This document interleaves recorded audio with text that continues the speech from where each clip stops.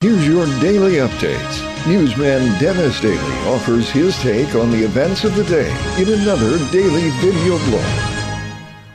Hi, and thanks again, everybody. You have probably heard by now that Fred Foy has died. Fred was probably the closest thing to a gentleman I ever met in my life. He was 89 and died in his sleep at his home in a suburb of Boston. He was the gentleman of radio. His introduction to the Lone Ranger is considered by most people to be the most memorable introduction in the history of broadcasting. Hail Silver!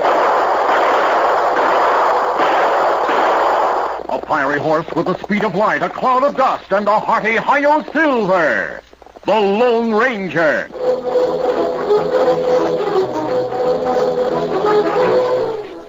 Like a lot of other people who would eventually go into radio in my generation, I idolized Fred Foy. Finally, I got to Washington, D.C. and was working with the Agriculture Department and was put in charge of radio public service announcements. Ha! I figured out a way to meet Fred Foy. So I wrote this PSA about shipping livestock, got permission to use Fred, we got the rights to the Lone Ranger introduction, and here's how it sounded. A fiery horse with the speed of light, a cloud of dust, and a hearty Hi-Yo Silver, the Lone Ranger.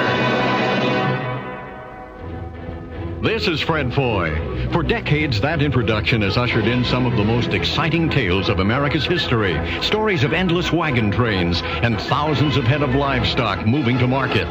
The wagon trains may be gone, but animals are still moving to markets every day.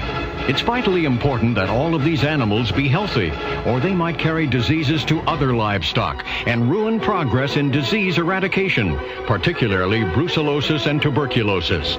The U.S. Department of Agriculture wants me to remind you that federal animal shipping rules are important. The Lone Ranger won't be there to protect producers, but the USDA will.